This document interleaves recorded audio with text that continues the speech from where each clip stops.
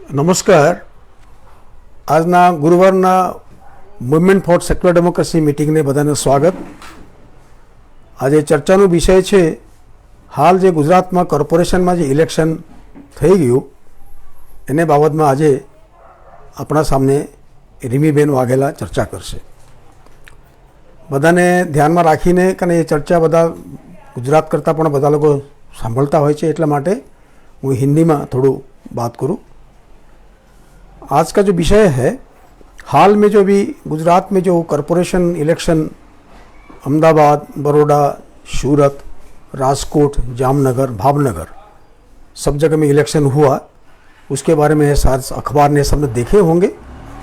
उसके बारे में आज रिमीबेन जो इस इलेक्शन में पूरा एकदम पहले से शुरुआत से इन्वॉल्व हैं और जानते हैं, उसकी उनकी अभिज्ञता क्या है, एक्सपीरियंस क्या है, उन्होंने क्या क्या ऑब्जर्व किया है, उसके बारे में हमारे सामने पेश करेंगे.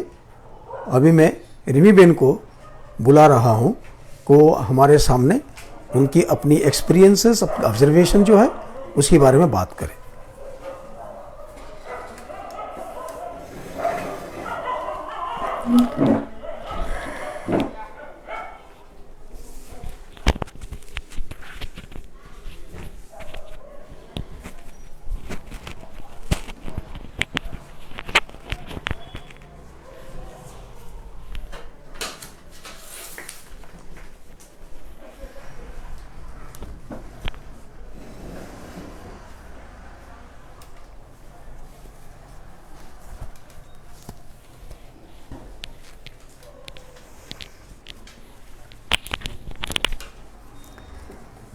नमस्ते दोस्तों.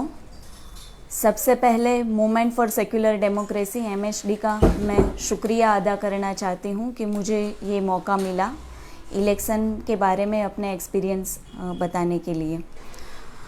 ये जो इलेक्शन जो गुजरात में हुए कॉरपोरेशन इलेक्शन, वो कॉरपोरेशन इलेक्शन पर पूरे देश की नज़र थी और ये ऑब्वियस भी है क्योंकि गुजरात पूरे देश में गुजरात मॉडल की बात होती रहती है. गुजरात के बारे में जैसे गुजरात में कुछ सबसे अलग है, सबसे ज़्यादा डेवलपमेंट हुआ है, ये सारी बातें गुजरात से बाहर के जो मीडिया है वो बताते रहते हैं और गुजरात के बाहर के जो लोग हैं वो लोग भी ये मीडिया कैंपेन की वजह से इन सारी बातों में बिलीव भी करते हैं. जब कभी हम गुजरात के बाहर के साथियों से मिलते हैं तो वो हमें गुजरात की रियलिटी के बारे में पूछते भी हैं और वो हमें जानने की कोशिश करते हैं हमारे पास से कि गुजरात में क्या सही में ऐसी सारी बात है.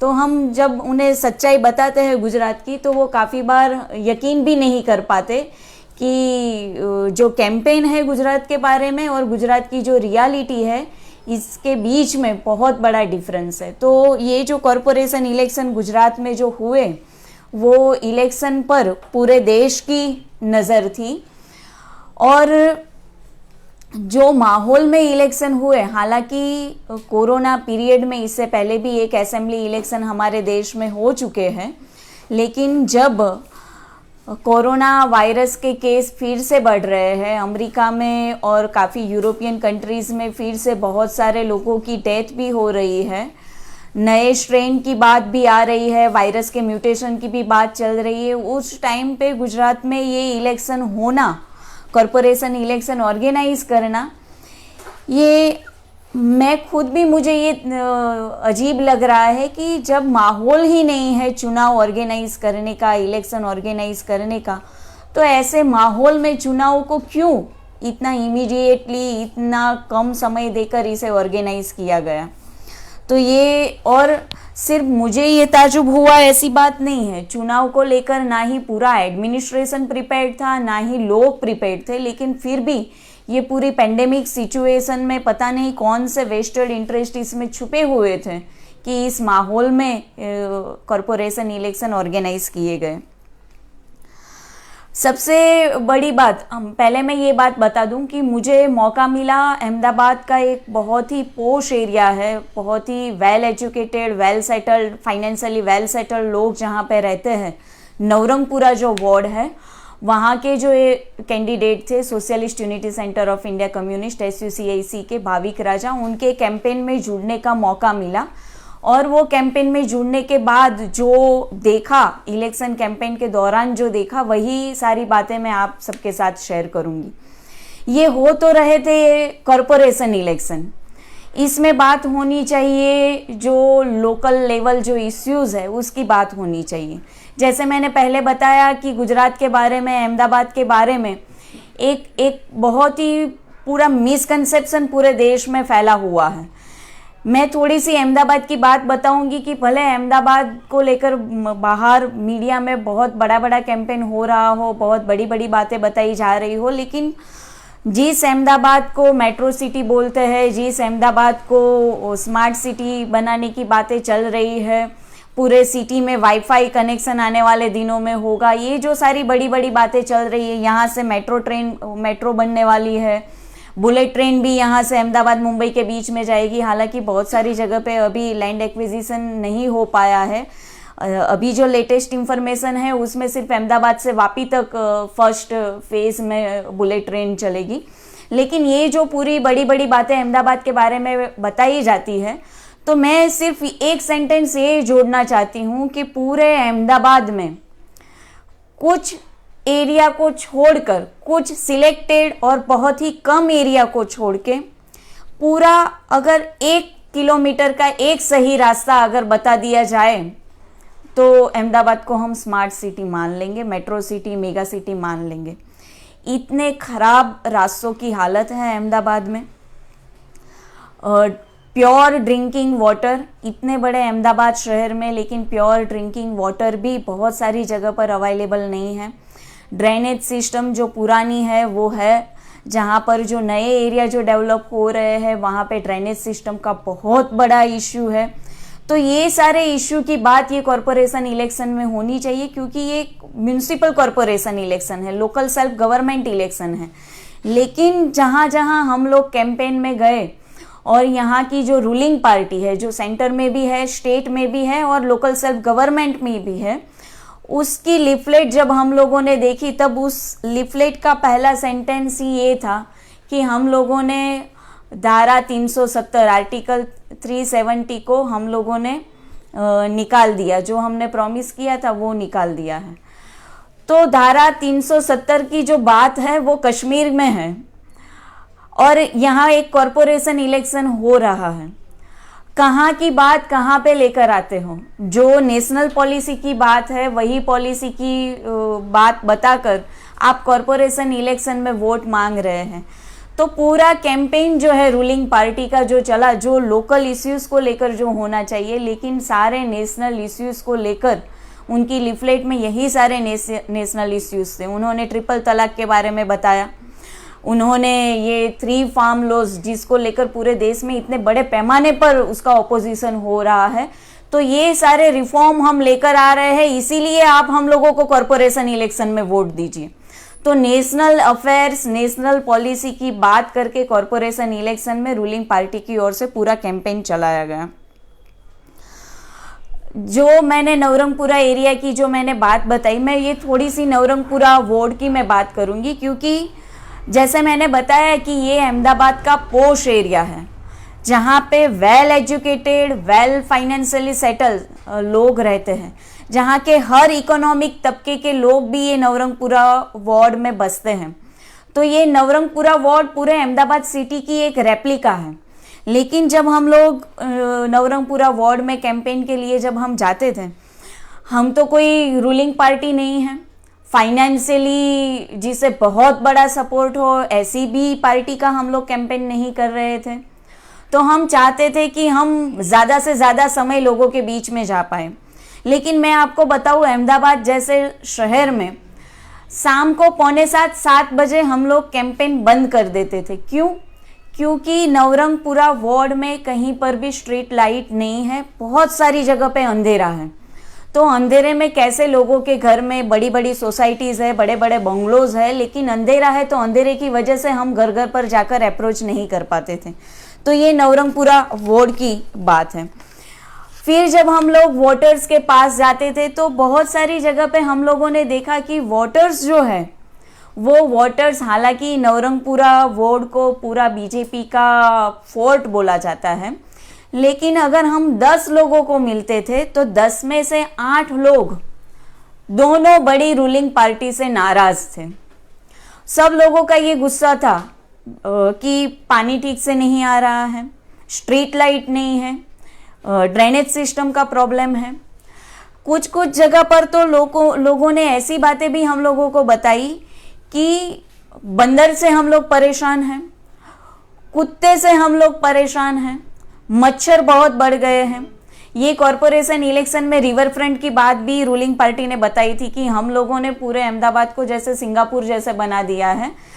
इतना बड़ा रिवर फ्रंट प्रोजेक्ट हम लोगों ने कम टाइम में कंप्लीट किया और अहमदाबाद का जो ब्यूटिफिकेशन जो है वो हम लोगों ने रिवर फ्रंट की वजह से किया। लेकिन रिवर फ्रंट की वजह से बहुत सारे इलाकों में ये मच्छर का जो प्रॉब्लम शुरू हुआ है, तो बहुत सारे लोगों ने हम लोगों को ये बात बताई कि ये गटर का प्रॉब्लम, पीने के पानी का प्रॉब्लम, ये मच्छर का प्रॉब्लम, बंदर का प्रॉब्लम, कुत्तों का प्रॉब्लम। कुछ जगह पर तो लोगों ने हमसे ये बात भी बताई कि कुत्ते लोगों को इतना काटते हैं। ये शायद ये बात सुनकर आप सबको ताजुब लगेगा कि मैं ये क्या बात कर रही हूँ, लेकिन लोगों ने यहाँ तक हम लोगों को कंप्लेन की कि कुत्तों को पकड़वाने के लिए जब हम म्यूनिसिपल कॉरपोरेशन में बार बार फ़ोन करते हैं, कॉरपोरेशन में से जब हम लोगों को कोई पॉजिटिव रिस्पांस नहीं मिलता और उसके सामने जब हमारे बार बार कंप्लेन वाले फ़ोन जाते हैं, तो कॉरपोरेशन के जो अथॉरिटीज़ है, जो ऑफिसर्स है या जो लोग हमारे फ़ोन अटेंड करते हैं, वो हमें ऐसा थ्रेटनिंग देते हैं कि अब फ़ोन मत करना वरना हम कुत्तों की जगह आप लोगों को पकड़ के जाएंगे। एक जगह का नागरिक अगर अपनी कोई परेशानी को लेकर लोकल सेल्फ गवर्नमेंट को अगर फ़ोन करता है और फ़ोन में ये जवाब मिलता है कि हम आपको पकड़ के ले जाएंगे अगर दोबारा फ़ोन किया तो ये हम समझ सकते हैं कि सिर्फ नेशनल लेवल पर ही नहीं, लोकल सेल्फ गवर्नमेंट और कॉरपोरेशन लेवल पर भी जो पूरा हमारा एडमिनिस्ट्रेशन है, जो रूलिंग पार्टी है, वो कितनी एरोगेंट है लोगों के सवालों को लेकर, लोगों के इश्यूज को लेकर। जो मैंने बात बताई कि एक सिटी के अंदर, एक मेट्रो सिटी के अंदर कुत्ते और बंदर का प्रॉब्लम हो सकता है। मुझे भी कुत्ते ने काटा, आज भी मैं एक इंजेक्शन लेकर आई हूँ, एक और इंजेक्शन लगवाना बाकी है। तो ये जो सारे इश्यूज है, इन सारे इश्यूज की कोई बात नहीं है। हाँ, लोगों के बीच में इन सारे इश्यूज की बात है।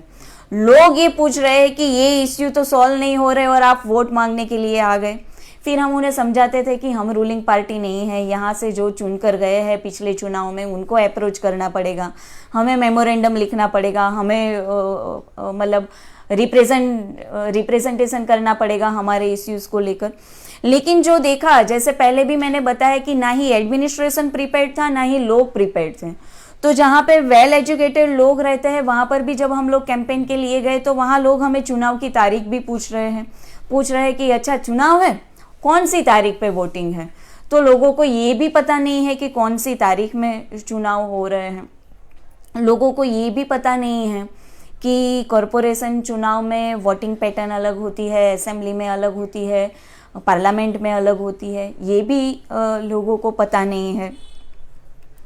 यहाँ तक कि जो रूलिंग पार्टी है, दोनों रूलिंग पार्टी, अभी बीजेपी पहले कांग्रेस थी, दोनों पार्टी की मैं बात कर रही हूँ, दोनों ने जहाँ पर भी अपने लीफलेट पहुँचाए, दोनों ने जहाँ पर भी कुछ कुछ एरिया में अपने बैनर्स लगाए, वहाँ पर उन्होंने पूरा फॉल्स कैंपेन किया कि आपको 4 वोट देना कंपलसरी है।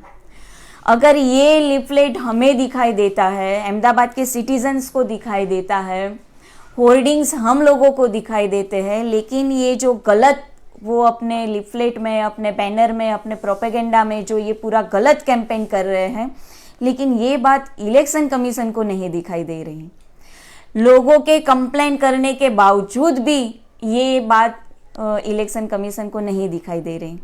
जैसे 4 वोट देना कंपलसरी नहीं है कॉरपोरेशन इलेक्शन में, मैक्सिमम 4 वोट जो वोटर्स है वो कास्ट कर सकते हैं। 1 भी हो सकता है, 2 भी हो सकता है, 3 भी हो सकता है, मैक्सिमम 4 हो सकता है। लेकिन ये जो पूरा फॉल्स कैंपेन चलाया गया कि 4 वोट देना कंपलसरी है, एक ही पॉलिटिकल पार्टी के 4 कैंडिडेट को वोट देना कंपलसरी है, तो इससे ये फॉल्स कैंपेन से, जहाँ पे लोगों का इतना पॉलिटिकल एजुकेशन नहीं है, जहाँ पे लोगों को वोटिंग की डेट भी पता नहीं है, वहाँ पे ये जाहिर सी और ऑब्वियस बात है कि लोग जो है, जो साधारण लोग जो है, वो ये एक फॉल्स कैंपेन के ट्रैप में आ जाएंगे। अब मैं थोड़ी सी बात करूंगी इलेक्शन कमीशन के बारे में। कैंपेन के एक्सपीरियंस तो बहुत ज़्यादा रहे, लेकिन सारे एक्सपीरियंस बताने का शायद ये मौका भी नहीं है, लेकिन मैं थोड़ी सी बात करूंगी इलेक्शन कमीशन का जो पूरा रवैया था। एक तो पहले भी मैंने जो बताया कि ये माहौल ही नहीं था चुनाव ऑर्गेनाइज करने का, लेकिन फिर भी किसी ना किसी वेस्टेड इंटरेस्ट को कंसीडर करते हुए ये इलेक्शन ऑर्गेनाइज किए गए। जब हम लोगों को डोर टू डोर अप्रोच करते थे, उन्हें हमारी लिफलेट देने की कोशिश करते थे, तो बहुत सारे लोग ऐसे भी थे जो हमें ये बताते थे कि आप लिफलेट यहाँ पे बाहर छोड़ दीजिए, फिर हम ले लेंगे। लोगों के बीच में कोरोना का इतना डर अभी भी है, जबकि सब कुछ खुल गया है। स्कूल खोलने की बात पूरी चल रही है, कॉलेज खुल गए हैं, ऑफिस खुल गए हैं, सब कुछ खुल गया है, थिएटर खुल गए हैं, चुनाव हो रहे हैं। हाँ, ट्रेन अभी तक फुल फ्लेजेड नहीं शुरू हुई, कुछ स्पेसिफिक रूट पर ट्रेन शुरू हो रही है और उसे स्पेशल ट्रेन का नाम देकर लोगों के पास से ज़्यादा किराया वसूल किया जा रहा है। तो जो वर्किंग क्लास के जो लोग हैं, जो नज़दीक के गाँवों में या नज़दीक की जीआईडीसी में जो काम करते हैं, जो मेमू में या लोकल ट्रेन में जो जिनका ट्रांसपोर्टेशन होता है, उन लोगों के लिए अभी तक ट्रेन चालू नहीं हुई, लेकिन बाकी सब कुछ शुरू हो गया है। उसके बीच में भी लोगों को कोरोना का इतना डर था, और ये कोरोना के डर की वजह से हम लोगों ने ये भी देखा कि इलेक्शन के दिन वोटिंग भी ज़्यादा नहीं हुआ। एवरेज वोटिंग 40% हुआ, और वो भी 4 से 5 बजे के बीच में, 4 से 6 बजे के बीच में, पिछले 1-2 घंटे के अंदर ये बताया जाता है कि हर 6 सेकंड के अंदर एक वोट गिरा। तो ये भी सोचने वाली बात है कि पूरे अहमदाबाद के लोगों को दिन भर में कोई वक्त नहीं मिला वोटिंग बूथ पर जाने के लिए, लेकिन जब वोटिंग का टाइम ख़त्म होने वाला था, उसी टाइम पे, उसी पिछले 1-2 घंटे में पूरे अहमदाबाद के सिटीज़न एक साथ जाग गए और एक साथ वोटिंग के लिए निकले। ये बात भी हम लोगों को सोचनी चाहिए कि ऐसा क्यों हुआ, क्या इसके पीछे भी कोई वेस्टेड इंटरेस्ट छुपा हुआ था। ये बहुत सारे सवाल हैं जो कॉरपोरेशन इलेक्शन में उभर के सामने आए हैं। जैसा मैंने बताया कि 10 में से 8 लोग बीजेपी से नाराज थे। अगर हम लोग अभी भी लोगों के बीच में जाकर पूछेंगे और अगर लोग ऑनेस्टली जवाब देंगे तो वो बताएंगे कि नहीं, हम लोगों ने बीजेपी को वोट नहीं दिया है। जितना ताजुब लोगों को हो रहा है, शायद उतना ताजुब बीजेपी के जो कॉमन कॉरपोरेटर जो अभी चुनकर आ रहे हैं, उन्हें भी शायद ऐसा ताजुब होता होगा कि अच्छा, हम लोग कैसे जीत गए। हालांकि उन लोगों को पता है कि वो लोग कैसे जीत गए, लेकिन जिन लोगों के पास ये न्यूज़ नहीं पहुंची होगी कि ये जीत के पीछे कौन सा मैकेनिज्म काम कर रहा है, तो जीते हुए कॉरपोरेटर को भी शायद ये ताजुब होता होगा। मैं इलेक्शन कमीशन की बात बता रही थी। अगर ये लोकल सेल्फ गवर्नमेंट इलेक्शन था तो ऑब्वियस बात है कि इसमें नेशनल पार्टी की ज़रूरत नहीं होनी चाहिए।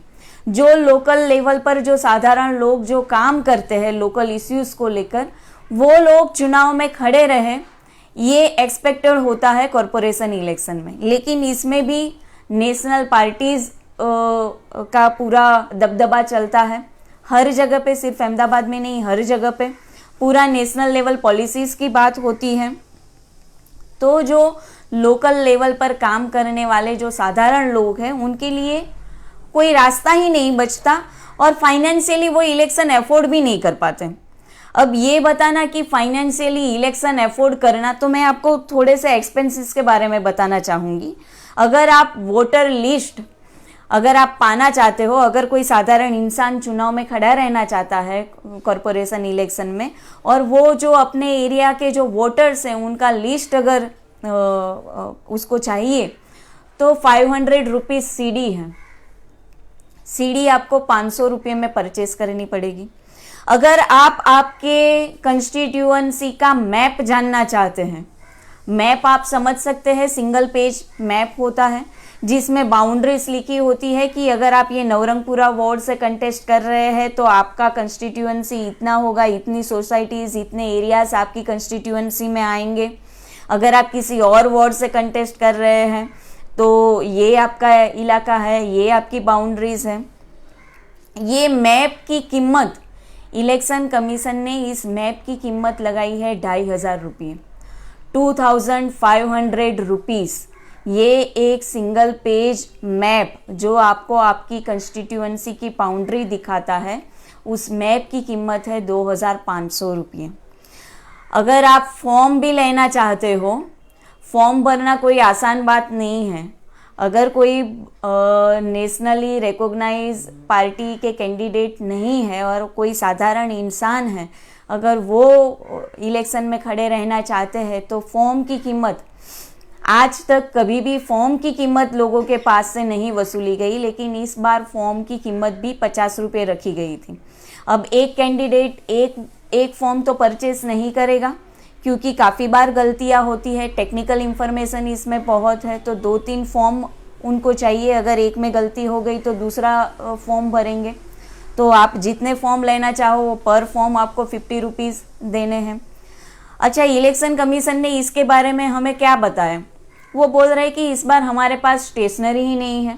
पहले बोल रहे हैं कि आप फॉर्म की जेरोक्स कॉपी नहीं निकाल सकते, फिर जब दूसरी बार हम लोग गए तो उनके पास खुद जेरोक्स किए हुए फॉर्म है, ओरिजिनल फॉर्म उनके पास ख़त्म हो गए हैं और बोल रहे हैं कि हमारे पास स्टेशनरी ही नहीं है।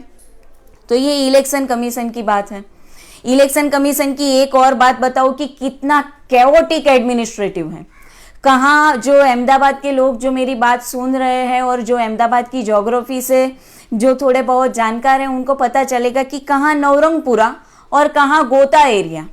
नवरंगपुरा वार्ड की ऑफिस रखी गई है गोता एरिया में, यहाँ से 10-11 किलोमीटर दूर। बार बार वहाँ पे कौन जाके ये टेक्निकल काम कर पाएगा?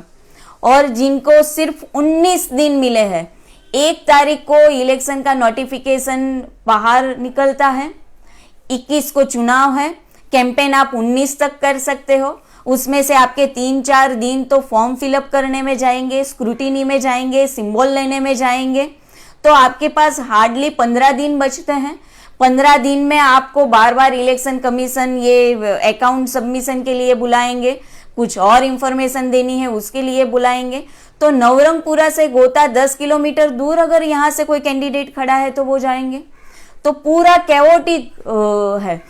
यहाँ तक कि कंस्टिट्यूएंसी की बाउंड्री को लेकर भी पता नहीं है। हाँ, अहमदाबाद में ऐसा हुआ है कि हर जगह पे कॉरपोरेटर के नाम के बोर्ड रखे हुए हैं कि ये जो सोसाइटी है, ये सोसाइटी का बाहर जो बोर्ड रखा हुआ है तो वो बोर्ड में कॉरपोरेटर के नाम लिखे हुए हैं। हाँ, लेकिन वो सोसाइटी कौन से वार्ड में है वो वार्ड का नाम लिखा गया नहीं है। हमारे टैक्स से जो बोर्ड लगते हैं, हम चाहते हैं कि उसमें लोगों को उनकी कंस्टिट्यूएंसी के बारे में पता चले। अगर उनको उनके वार्ड के बारे में पता होगा तो उन्हें ये भी पता होगा कि मुझे कौन से जोनल ऑफिस में मेरे इश्यूज की कंप्लेंट करनी है। तो बहुत सारी जगह पे लोगों को यही पता नहीं है कि वो कौन से वार्ड में उनका वोट आता है। तो बहुत सारे लोग ये अंधेरे में भी रहे। पालड़ी के कुछ वोटर्स है, वो हमें फ़ोन करके पूछ रहे हैं कि हम लोगों का तो नवरंगपुरा में नाम नहीं दिखा रहा है। नहीं दिखाएगा, हालांकि क्योंकि उनका नाम पालड़ी वार्ड में है। मेरा वोट जहाँ पे है, मेरा जो रेसिडेंशियल एड्रेस है वो स्टेडियम वार्ड में आता है। अब मेरे घर से नज़दीक रानी वार्ड है, नया वाड़ज वार्ड है, लेकिन उससे दूर जो स्टेडियम वार्ड है वहाँ पर मेरा मतलब मेरे घर का जो एड्रेस है वो स्टेडियम वार्ड में आता है। तो पूरा कोई ज्योग्राफिकल कोई मेल भी नहीं है ये पूरे वार्ड की बाउंड्रीज को डिसाइड करने में। ये एक क्लियर कट बात है कि किस हिसाब से रूलिंग पॉलिटिकल पार्टी को बेनिफिट हो, उस हिसाब से ये पूरा लिमिटेशन, बाउंड्रीज, वोट ये सब किए जाते हैं। और लोगों के बीच में इतनी अवेयरनेस भी नहीं है। छोटी सी एडवर्टाइजमेंट अखबारों में आती है कि ये नया सीमांकन हो रहा है। लोग अपनी फास्ट लाइफ में इतने बिजी होते हैं कि वो इस पर कंसीडर भी नहीं कर सकते।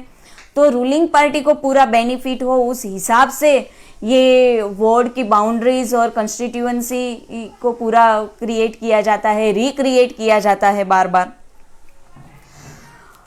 दूसरी जो ये मैं बात बताई, मैंने शुरुआत में जो बताया कि ये जो रूलिंग पार्टी का जो पूरा कैंपेन था कि 4 वोट आपको देना कंपलसरी है, तो इलेक्शन कमीशन वोटिंग के दिन ये बात बताता है कि नहीं, 4 वोट देना कंपलसरी नहीं है। तो ये बात तो ज़रूरी थी कि पहले दिन से ये आप सही इंफॉर्मेशन लोगों के बीच में पहुंचाए। कोई फॉल्स कैंपेन कर रहा है या नहीं कर रहा है, इलेक्शन कमीशन की ड्यूटी ये है कि वो लोगों के बीच में सही इंफॉर्मेशन पहुंचाए। लेकिन वोटिंग के दिन, जब वोटिंग शुरू हो चुका है, लोगों के घर में अखबार पहुंचते पहुंचते 8 बज जाते हैं और महिलाएं तो दोपहर में फ्री होने के बाद 2:30-3 बजे अखबार हाथ में लेती है।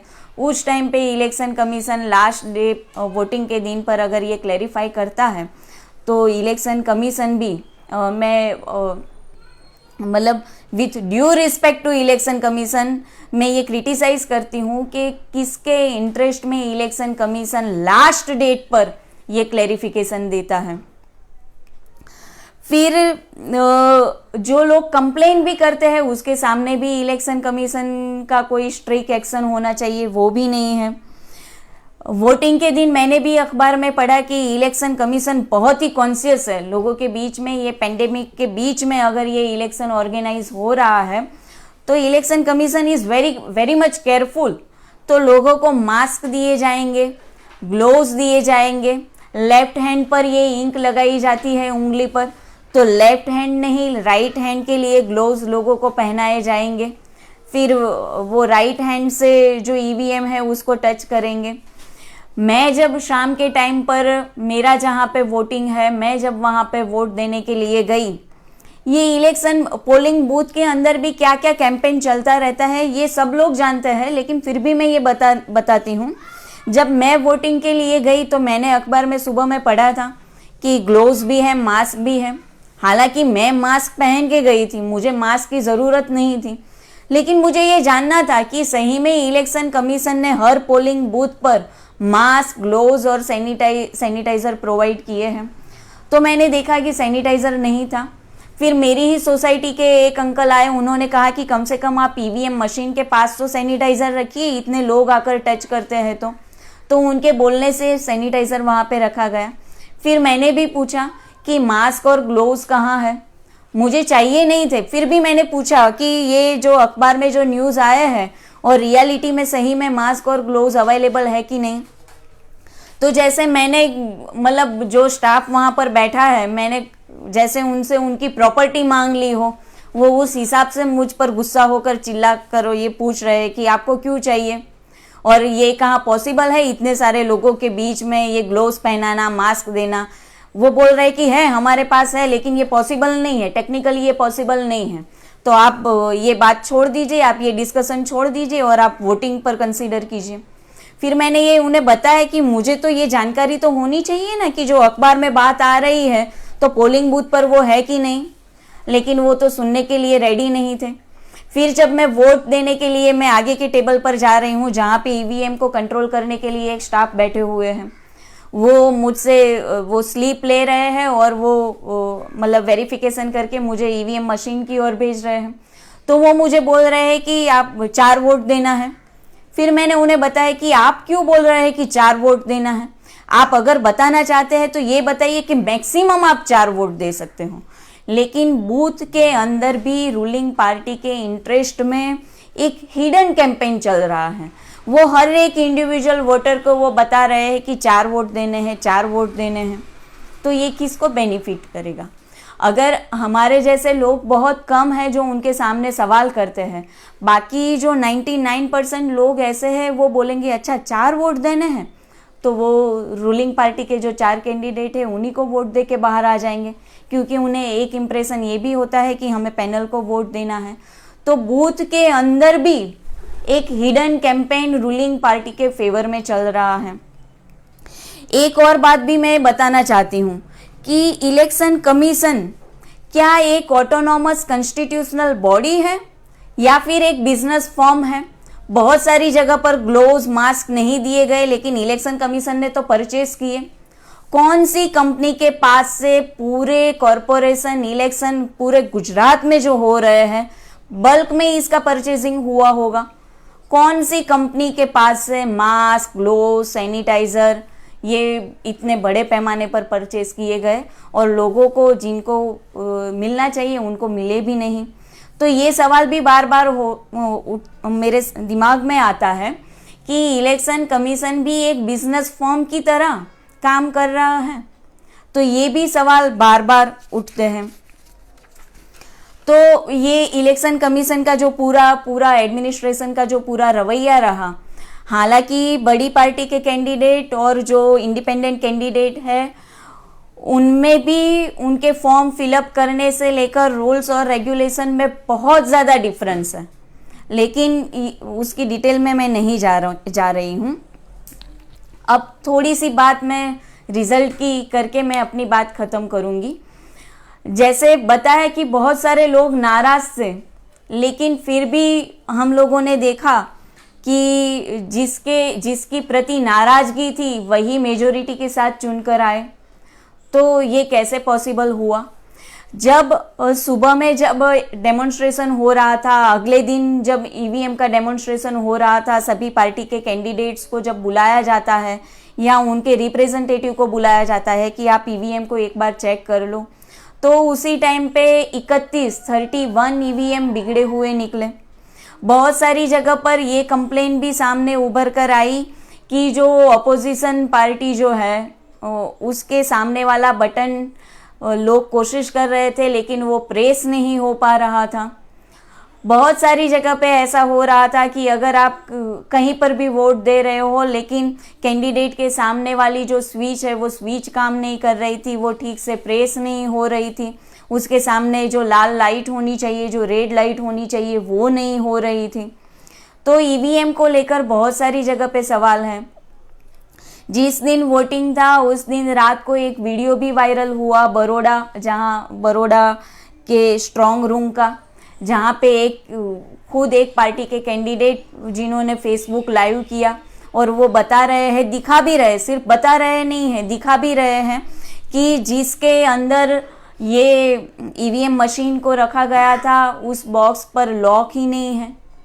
तो ये ईवीएम की वजह से ये क्या बार बार जीत हो रही है, लोगों की नाराज़गी होते हुए भी इस बार वीवीपैट नहीं थे। क्यों नहीं थे? हाई कोर्ट में भी ये मैटर चला, लेकिन इलेक्शन कमीशन ने पूरा ब्लंटली हाई कोर्ट को रिप्लाई दे दिया। वो बोल रहे हैं कि हम रेडी है, तो वीवीपैट भी नहीं था। मुझे तो वीवीपैट पर भी डाउट है, लेकिन इस बार ये नहीं था। लोगों का पॉलिटिकल एजुकेशन भी नहीं हुआ।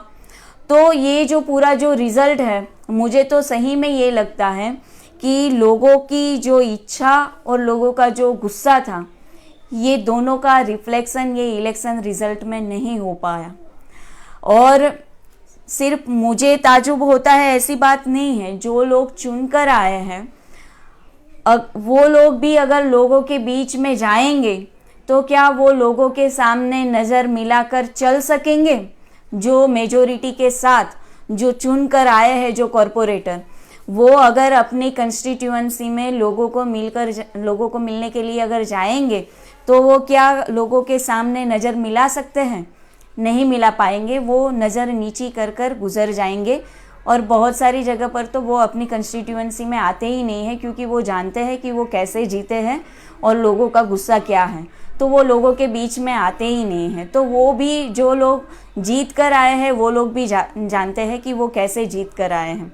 तो ये जो पूरा इलेक्शन जो हुआ, एडमिनिस्ट्रेटिव कैओस, पेंडेमिक के बीच में, लोगों के बीच में पॉलिटिकल एजुकेशन नहीं है, उसके बीच में लोकल लेवल के इश्यू को पूरा साइड में कर आर्टिकल 370, ट्रिपल तलाक, फार्म लॉस, ये सारी नेशनल पॉलिसीज़ को लेकर जितने भी कॉरपोरेशन के वार्ड में जितने भी बड़े बड़े होर्डिंग्स लगे और बड़े बड़े होर्डिंग्स में रूलिंग पार्टी ने ये सारी बातें बताई कि हमने इतने करोड़ रुपए का ये ब्रिज बना दिया, हमने इतने करोड़ रुपए का ये स्टेडियम बना दिया, हमने इतने करोड़ रुपए की ये ड्रेनेज सिस्टम हम लोगों ने लगा दी इस एरिया में, इस वार्ड में।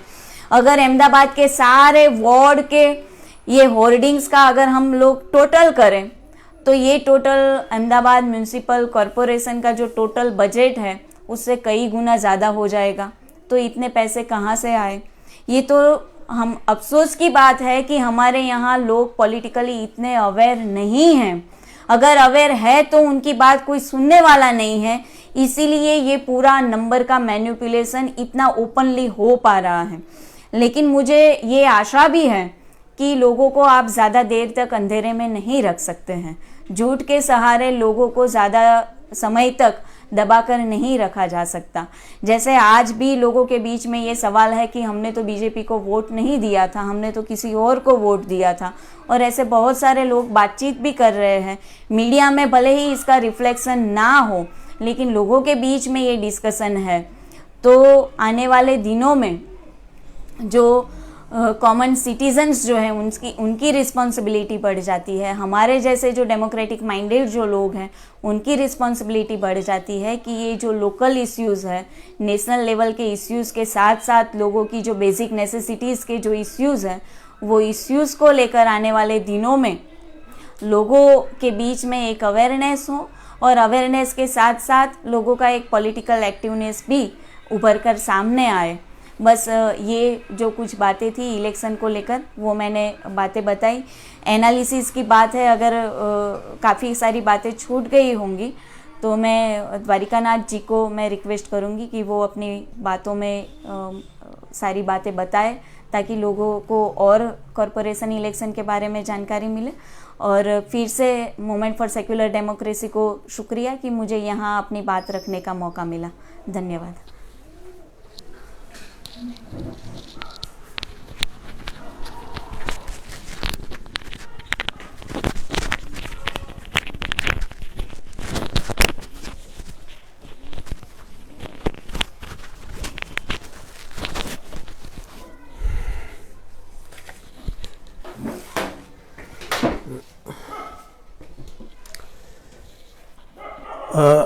धन्यवाद रिमी बेन, आपने बहुत विस्तारित से बात रखा। लेकिन कहा जाता है कि जो जीता सिकंदर, जो जीत गया वो तो सिकंदर बन गया, और वो तो क्वेश्चंस नहीं कर सकता आप कैसे जीते। और बस सबको तो, एक अखबारों को तो इंटरेस्ट होता है कि यहाँ बीजेपी जीत गया, लैंडस्लाइड विक्ट्री, कांग्रेस सफाया हो गया। कुछ दिन पहले पंजाब का ऐसे ही न्यूज़ आने लगा, बीजेपी का सफाया हो गया, कांग्रेस जीत गया।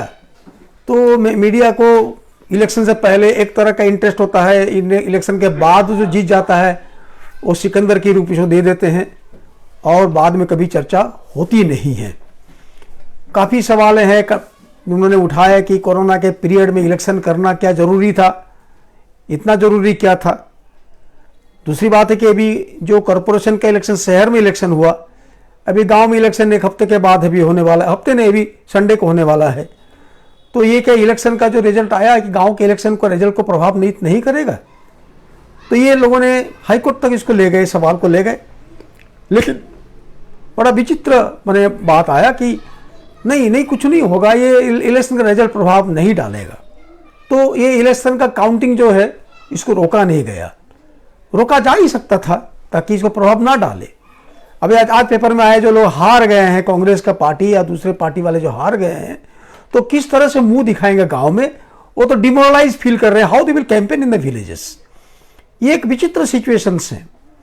ईवीएम को लेकर तो सवाल तो हमारा जब से इंट्रोड्यूस हुआ तब से सवाल आ रहा है, लेकिन हमारे जो पॉलिटिकल पार्टीज वगैरह जो हैं, रूलिंग पॉलिटिकल पार्टीज मेन जो हैं, वो उनके बारे में सवाल उठाते नहीं है।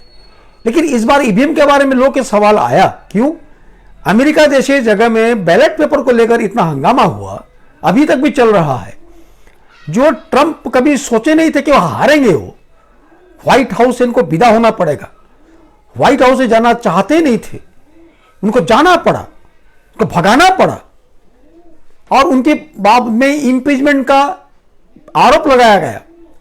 अभी इम्पीचमेंट छूट गया, अभी उनको पर कमीशन बैठाया जाएगा कैपिटल हॉल को, जो उन्होंने जो ऑक्युपाई किया था। इसको विद्रोह था या विप्लव था या पावर सीजर था, क्या था? तो वो बैलेट पेपर में ही दिन तक काउंटिंग होता रहा अमेरिका में। अमेरिका जैसे टेक्नोलॉजिकली बहुत ही एडवांस कंट्री, सवाल है कि अमेरिका में वो लोग क्यों ईवीएम इस्तेमाल नहीं करते हैं, वो लोग क्यों बैलेट पेपर का इस्तेमाल करते हैं, 3 दिन 4 दिन तक लोग काउंटिंग करते रहते हैं, पोस्टल बैलेट को काउंटिंग करते रहते हैं, बार बार काउंटिंग करते, जो सवाल आता है करते हैं, और रिजल्ट को लोग भी राह देखना पड़ता है। जब भी सवाल आता है तो जर्जिया को फिर से काउंटिंग करना पड़ा। तो इंडिया में इतना क्या जरूरी हो गया कि इंडिया में हमको इतना टेक्नोलॉजिकली में एडवांस है, जो हमारा टेलीफोन बराबर काम नहीं करता, इलेक्ट्रिक बराबर काम नहीं करता, बस बराबर नहीं चलते हैं, तो इसी जगह में हमको ईवीएम में इलेक्शन करना पड़ेगा। और ईवीएम के बारे में सवाल करेंगे तो ये आप पता नहीं है सेडिशन चार्ज हो जाएगा, क्या हो जाएगा। आजकल तो सेडिशन के बारे में क्या क्या बात करने से क्या क्या सेडिशन लगेगा, वो बच्चों को लगता है तो क्या होगा मालूम नहीं है। तो लोग तो एक प्रकार का डर गए हैं, लोग तो दिल खोल के बात नहीं कर सकते थे। अगर ये बोलेंगे तो दीवार का भी कान है, दीवार सुन लेगा, फिर बाद में आपको ऊपर में सेडिशन चार्ज आ जाएगा, फिर आप जो करना है करो। तो ये जो सवाल चल रही है कि ये ईवीएम को लेकर सवाल उठा है, लेकिन जिस मीडिया को हम आशा करते हैं, इस मीडिया लोगों ने मीडिया इन्वेस्टिगेटिव टाइप ऑफ जो चीज करनी चाहिए, that they are not doing that what they should have done. जो इलेक्शन से पहले भी थोड़ा बहुत करते थे, इलेक्शन के बाद वो लोग नहीं किए। ये एक सवाल बात है।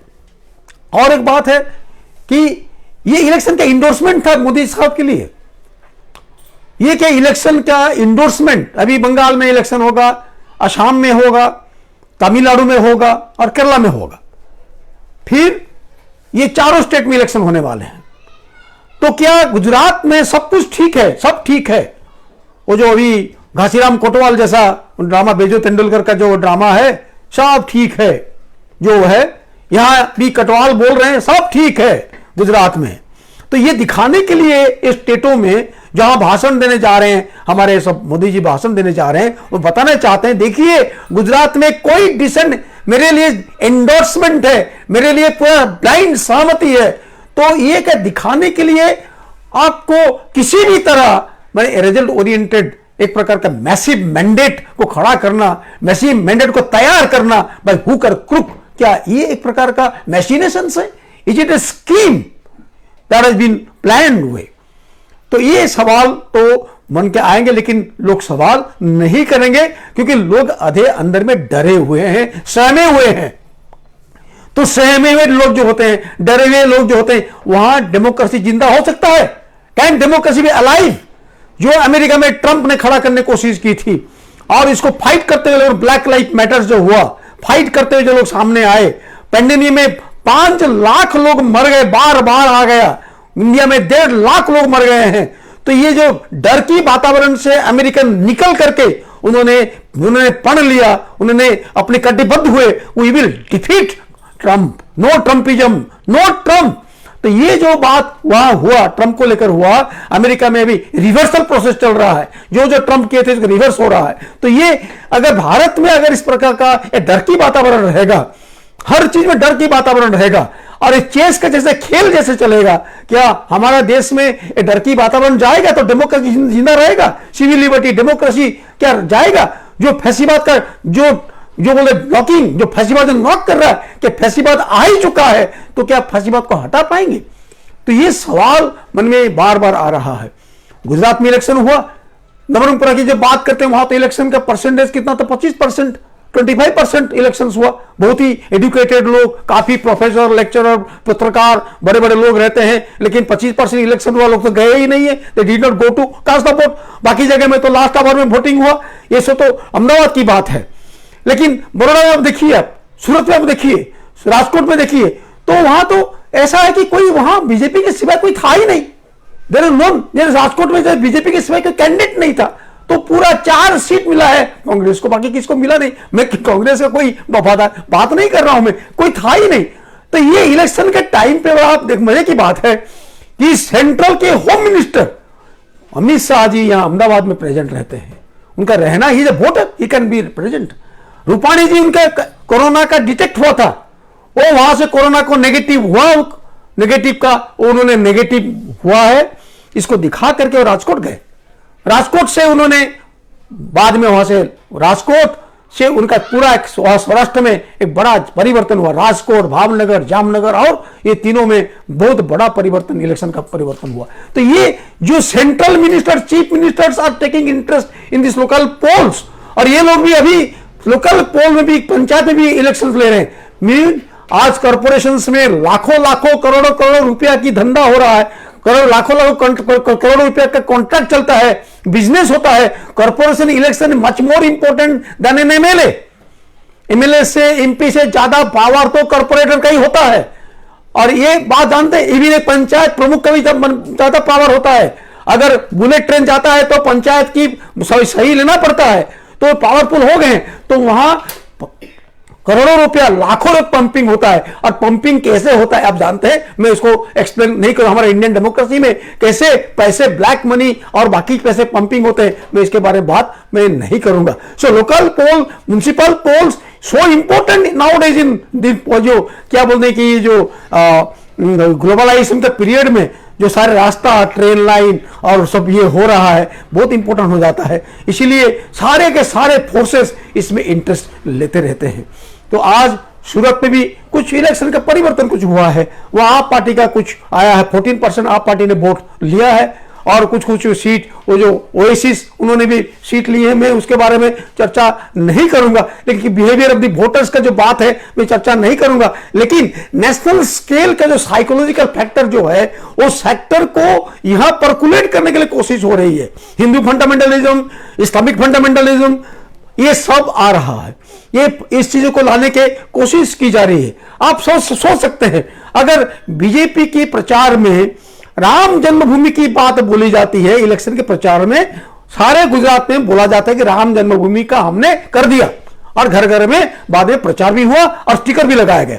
आप जैसे उन्होंने, रिमी मैन ने बताया कि राम जन्मभूमि, जो उन्होंने बताया कि यहां जो हुआ है कि 370 आर्टिकल को हटा दिया, कश्मीर की जो बात कर दिया, ये सब बात बताया उन्होंने। लेकिन गुजरात की इलेक्शंस में राम जन्मभूमि के बारे में, अयोध्या के बारे में बोलने का क्या जरूरत था? इसको व्हाट आर द नेसेसिटी? आपने कभी नहीं बोला कि ये स्कूल बंद है, ये कॉलेज बंद है, आपके सामने हॉस्पिटल बंद हो रहा है, आपके सामने कितने रास्ते खराब हो रहे हैं, आपने इसके बारे में बात ही नहीं किया। अपने इतना नेशनल हो गए, नेशनलिस्टिक हो गए कि ये सब बात को लेकर, एक फंडामेंटलिस्टिक व्यूज को लेकर आप एक इलेक्शन को करने की कोशिश किए। और इंडोर्समेंट मोदी साहब ने नेशनल लेवल में जो कर रहे हैं, फार्म एक्ट के खिलाफ में जिस तरह से बिल्कुल कड़क उपाय से उनको पर में ये दमन करने की कोशिश की जा रही है, उसको भी इंडोर्समेंट चाहिए। तो ये म्युनिसिपल इलेक्शन में गटर, पानी, शिक्षा, हेल्थ की बात नहीं है। यहां आपकी फार्म लॉ, 370 आर्टिकल, राम जन्मभूमि, ये सब का इंडोर्समेंट करना है। तो it is very tragic factor. अगर ये हम लोकल की बात हम करेंगे नहीं, will all talk of patriotism, nationalism in local poll. फिर जब यहां प्रॉब्लम जब होगा तो फायर ब्रिगेड की प्रॉब्लम होगी, लोग जब जल के मरेंगे, जब कोई रास्ता गिर जाएगा, जो ब्रिज गिर जाएगा, मेट्रो की जो बन रही है, मेट्रो के कुछ स्लैब लोगों पर गिर जाएगा, इसकी बात हम लोग नहीं करेंगे। तो ये सारे सवाल रह जाते हैं। एक इलेक्शन एक मौका होता है ताकि you can ventilate your anger, you can ventilate your views, opponent views, you can try to answer the ruling party और द रूलिंग गवर्नमेंट, या आप किसी को चूज भी कर सकते हैं, किसी पार्टी को भी कर सकते हैं, किसी इंडिविजुअल भी कर सकते हैं, जो आपके काम भी करेंगे। लेकिन ये जो परिस्थिति खड़ी हो गई है, एक प्रकार का this election will bring frustration, ये एक प्रकार का फ्रस्ट्रेशन खड़ा करेगा, और ये फ्रस्ट्रेशन बाद में फियर में कन्वर्ट होगा, और ये बाद में एकदम इस सोसाइटी के अंदर में जबरदस्त एक फैसीवादी एक कल्चर को परकुलेट करेगा, कोई बोल नहीं पाएगा। तो ऐसी परिस्थिति में अगर एक कॉर्पोरेशन इलेक्शन हो रहा है, तो गांव का इलेक्शन बाकी है, वो क्या होगा? अगर मान लीजिए सारा गुजरात में बीजेपी का शासन आ गया, बहुत अच्छा बाबा, गुजरात में ही बीजेपी शासन है और यहां कोई ओपोनेंट नहीं है, कोई बताने वाले कोई है नहीं है, सब गुजरात में बीजेपी शासन है, लेट बीजेपी, मोदी जी बहुत खुश रहे। तो क्या ये क्या परकुलेट ऑल इंडिया में होगा? Will you like to have such type of thing all India level? क्या ऐसे ही कब बंगाल में होगा, ऐसे ही केरला में होगा, असम में होगा, या तमिलनाडु में होगा? कि इस तरह का मॉडल खड़ा करना हम चाहते हैं देश में। तो सारा दुनिया ने एक समय में हिटलर को क्रिटिसाइज, हिटलर को तो लोग पहचानते नहीं थे जब तक हिटलर पूरा एक्सपोज नहीं हुआ। Hitler was endorse, Hitler was appreciated, Mussolini was appreciated, fascism was appreciated. हमारे देश के लोग जाते थे, इटाली घूम के आते थे, फैसिज्म के बारे में लिखते भी थे, हिटलर को अप्रिशिएट भी करते थे। तो ये जब कंसर्न कैंप में लोग मरते थे, हमने कभी इसको सवाल नहीं उठाया भारत का आजादी लड़ाई में। We have never raise the questions. तो हिटलर बाद में लोगों को पता चला हिटलर ये सब किया था। तो क्या जिसको फेंके गए हैं, जिस ट्रम्प को फेंका गया अमेरिका में, क्या इस तरह का अगर भारत में अगर इस तरह की एक प्रकार का fascistic type of things even local poll में भी होता है, तो क्या ये भारत के लिए अच्छी डेमोक्रेसी की निशानी है? तो ये को हमको सोचने की बात है। इसीलिए हमने ये गुजरात का इलेक्शन के बारे में थोड़ा चर्चा करने हमने कोशिश की। और ये कोरोना के समय पर जो हुआ, बिल्कुल कोई भी फ्रीली मूव कर नहीं पाएगा, क्योंकि कोरोना के समय पर यहां तो कोई सपोर्ट कर, यहां तो कोई भी चीज को बोलने के लिए, डेमोन्स्ट्रेशन करने के लिए, धरना देने के लिए पुलिस का परमिशन 10 महीने से मिला ही नहीं। पेट्रोल का भाव बढ़ गया, आप डेमोन्स्ट्रेशन नहीं कर सकते हो। 100 रुपया हो गया, अब नहीं कर, गैस की भाव बढ़ गया, आप डेमोन्स्ट्रेशन नहीं कर सकते हो। अभी कारखाना में लोग मर रहे हैं, उसके बारे में बोल नहीं सकते हो। कलेक्टर कचहरी के में जाना है, 5 आदमी जाएंगे डेपुटेशन, उसकी परमिशन नहीं मिलता है। इस तरह का रेस्ट्रिक्शन कर दिया है। लेकिन शादी विवाह, आना जाना, ये सब जो नेता आते हैं उनकी भाषण, बीजेपी की भाषण, बीजेपी प्रेसिडेंट की भाषण, अगर इनकी भाषण जब हजारों लाखों में होता है, that is those things are allowed. लेकिन बेसिक क्वेश्चन डेमोक्रेट राइट को एक्सरसाइज करने के लिए जो हुआ है गुजरात में, जो हुआ है कि in the name of corona basic democratic rights has been totally curtailed, all rights has been centralised, पूरा सेंट्रलाइज कर लिया गया पावर को, ताकि लोग कुछ बोल ना पाए, दिखेगा भी नहीं। ये परिस्थिति खड़ी हो गई है। तो इसीलिए इस चर्चा को हमने उठाने की कोशिश की, और मन में सबका सवाल होगा। लेकिन एक बात शायद ने भूल गए, जो रिकॉग्नाइज पॉलिटिकल पार्टी से कॉन्टेस्ट कर रहे हैं उनका प्रपोजल 1, और जो पार्टी का इंडिविजुअल कैंडिडेट कॉन्टेस्ट कर रहे हैं उसका प्रपोजल 10 और सेकेंडर 10, और उसी वार्ड का ही 10 आदमी को देना पड़ेगा। इस तरह का डिस्क्रिमिनेशन, पैसा तो कम नहीं लेते आप। ये जो प्रकार का एक ह्यूमिलिएशन जो है, जो पॉलिटिकल बीजेपी का या कांग्रेस का नहीं है, लोग जिस तरह आप ह्यूमिलिएट करके कैंडिडेट का कोई इक्वल राइट्स नहीं है। जो लोग बीजेपी कांग्रेस से कैंडिडेट नहीं है उसका इक्वल राइट्स नहीं है। तो ये डिस्क्रिमिनेटरी जो प्रोसेस जो ऑल ओवर इंडिया जो चल रहा है, और खास करके गुजरात का इलेक्शन कमीशन एक सेपरेट बॉडी है, अपना कानून, खुद का कानून बनाया हुआ है, दूसरे स्टेट्स का अलग है। एक कंस्टिट्यूएंसी जहां 4 लोग कॉन्टेस्ट कर सकते हैं, उसकी बाउंड्री 1 लाख जैसा है, 1 लाख, और इतना बड़ा एरिया उसका, और उसी एरिया में कवर करना, घर घर कवर करना। एरवीबेन वगैरह तो घर घर कौन मैंने वो कवर किए थे, घर घर जाकर बात करने की कोशिश की, उन्होंने घर घर जाके उन्होंने कन्वर्सेशन करने की कोशिश किया, उसी से पता चला the pulse of the people, लोगों का पल्स पता चला। लेकिन it is not been reflected in the elections. ये सब बात है। तो एमएसडी ये सब बात को लेकर इसलिए चिंतित है कि अगर इलेक्शंस में अगर 370 आर्टिकल, राम जन्मभूमि और बाद में ये सब बातों को उठाया जाए और लोग इसी के आधार पर वोट दे, और एक हिंदू राष्ट्र बन रहा है इसके इंप्रेशन से खड़ा किया जाए, एक अंधत्व, एक ब्लाइंडनेस खड़ी की जाए, तो ऐसी स्थिति में जब हमारा डेमोक्रेट राइट चला जाएगा तो हम क्या उसको रक्षा कर पाएंगे? और रक्षा तो करना पड़ेगा ही, लेकिन बहुत बड़ा कठिन काम हमको करना पड़ेगा। और जो भी डेमोक्रेटिक माइंडेड, सिविल लिबर्टी को जो लाइक करते हैं, सेकुलर माइंडेड लोग जो हैं, इसके बारे में वो सजाग रहें, सचेत रहें। और हमें ये लोगों का सवाल जो है, डेमोक्रेटिक के सवाल जो है, इस बात को बुलंद करने के लिए हम कोशिश करें। मैं इतना कहकर ही मैं अपनी बात को पूरा करता हूं। हमने आने वाले गुरुवार को फिर से मिलेंगे।